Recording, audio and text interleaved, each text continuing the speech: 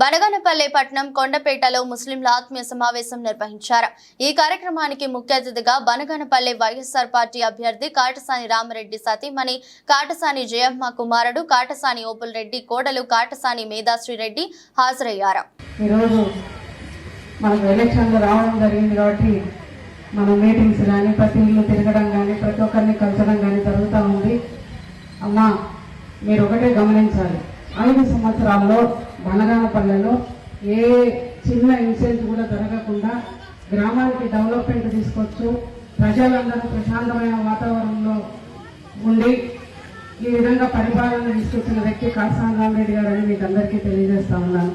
మన ఊరు బాగుపడాలి, మన ఊరు డెవలప్మెంట్ కావాలి, మన ఊరు కూడా పట్టణంలాగా తీర్చిదిద్దుకోవాలి। ఇప్పుడు ఇండస్ట్రీ ఏరియా అయింది మన ఊరు, చుట్టూ తెలుగంగ కాలువలు ఎస్ఆర్బీసీ కాలువలు ఉన్నాయి। మన గ్రామం డెవలప్మెంట్ అవ్వడానికి చాలా అవకాశాలు ఉన్నాయి।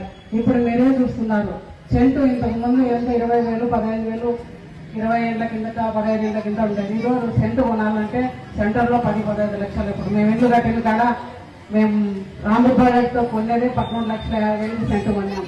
మరి ఈ విధంగా ప్రతి సెంటు ప్రతి ఒక గజం కూడా మన ఊర్లో పెరిగిపోతా ఉంది। అట్లాంటి ఊరిని మన ఇంకా మనం డెవలప్మెంట్ చేసుకోవాలి। కాటసాని రామరెడ్డి గారు ఒకటే ధ్యేయం, మన ఊరు డెవలప్మెంట్ కావాలి। నేను ఎమ్మెల్యేగా ఉన్నప్పుడు నాయకుడిగా ఉన్నప్పుడు నేను చేసిన పనులు మనం ఉన్నా లేకపోయినా గుర్తుపెట్టుకోవాలి ప్రజలందరూ కూడా అనే ధ్యేయం ఆయనలో ఒకటే ఉందమ్మా। ఇది ప్రతి ఒక్కరు కూడా అక్క చెల్లెమ్మలు కానీ అన్నదమ్మలు కానీ గుర్తించాలి। మనకు గొడవలొద్దు, యాక్షన్ వద్దు, ఎవరిని కొట్టడం వద్దు, మనిషిని ప్రేమతో జయించాలి, మంచిని దగ్గరికి చూసి మర్యాదతో జయించాలి।